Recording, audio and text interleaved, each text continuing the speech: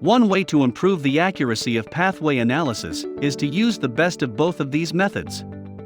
We can use an enrichment approach to score the pathways, and then we also score the pathways using a topology-based approach that identifies how perturbed that particular pathway is. The benefit of this is that you are less likely to have false positives, because you're now using two different types of evidence to score each pathway. Under this model, the enrichment approach first assesses the abundance of significant genes in the dataset.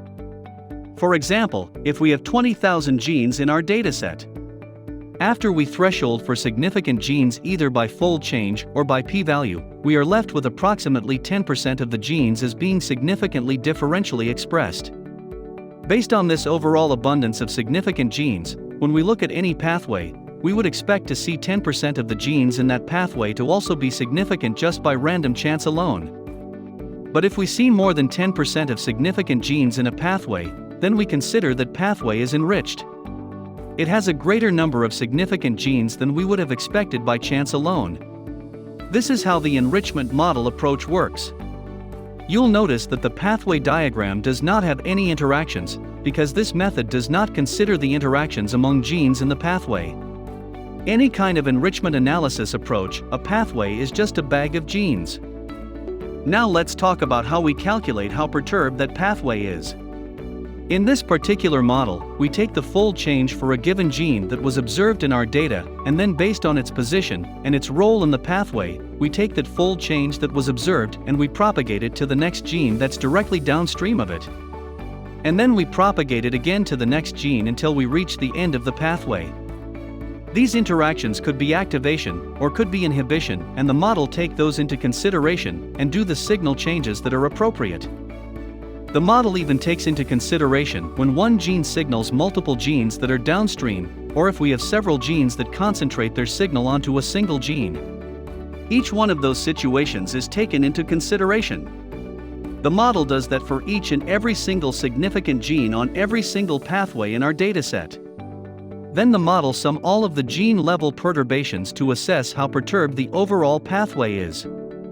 This is a much closer approximation to how we would assess the pathway from a biological perspective rather than just counting the number of significant genes. Let's look at how this works on a real pathway. In this example, we have a single significant gene in this particular pathway. Here, we're looking at the insulin signaling pathway. The way the enrichment model is going to assess this pathway is it's going to count the number of significant genes. In this case, we have one significant gene, and it's going to compare that to the total number of about 50 genes in the pathway. So, our ratio of significant versus non-significant genes is 1 out of 50. This is the major limitation of the enrichment model, where the model may conclude that 1 out of 50 genes is not significantly enriched. It also does not recognize whether the significant gene that we input in is located at the very upstream or downstream of the entire pathway. Both of those situations have the exact same ratio of significant genes to non-significant genes in this pathway. Therefore, the enrichment model would not be able to tell the difference between these two situations. But as biologists, we can tell that this in the situation where the significant gene is at the end of the pathway is very different than if the gene is at the beginning of the pathway. Let's look at the same example from a perturbation perspective. Here, instead of just counting the number of genes, we're also going to look at the interactions. If we zoom in on this particular significant gene, we see that it's going to have a direct impact on the upper cascade at the top of the pathway, the genes in the central part of the pathway, and also the genes in the lower part of the pathway. If we take this fold change, in this case, we have a 5-fold change in expression, and we propagate it to all of the downstream genes until we can't go any further, we see that this one specific gene is going to affect all of the other genes in this particular system. This makes sense because this is the main entry point to this particular system. Therefore, when we sum up all of the gene-level perturbations, we would be able to identify that this pathway is highly perturbed given this one significant gene because it is crucial in the regulation of this particular system. We would not be able to identify that using an enrichment model. Now, let's contrast this example with a slightly different example. Here we're seeing the adherence junction pathway. We have the same insulin signaling receptor in this particular system. If we were to assess this from an enrichment model, again we have one significant gene out of roughly 50 genes contained on this pathway. We will see the exact same ratio as in our previous example. The enrichment model would not be able to tell the difference whether this pathway is more important to us or the previous pathway. The model would score relatively the same because it has the same number of significant genes versus the total number of genes on the pathway. But when we look at the interactions among genes in this particular system, we see that in this case, the insulin signaling receptor does not propagate its signal to any other genes in this particular system. In this system, the receptor plays a much less crucial role. If we try to assess how perturbed this pathway is, we're going to see that this pathway is much less perturbed and therefore much less significant compared to our previous example. This is the key difference between analysis of pathways from an enrichment model versus a perturbation model.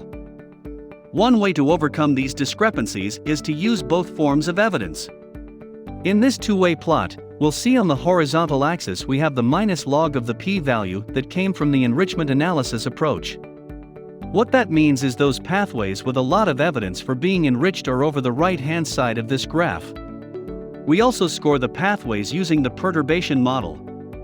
The minus log of the p-value that came from that perturbation analysis is plotted on the vertical axis.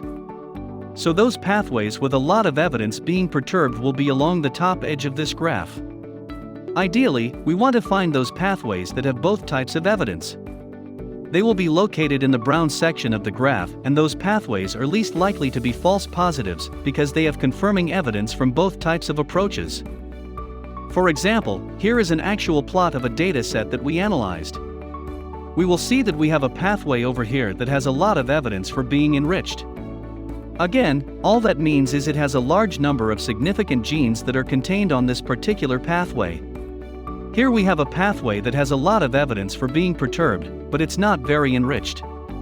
Again, what that means is that there are probably some key genes that are responsible for the regulation of this particular pathway.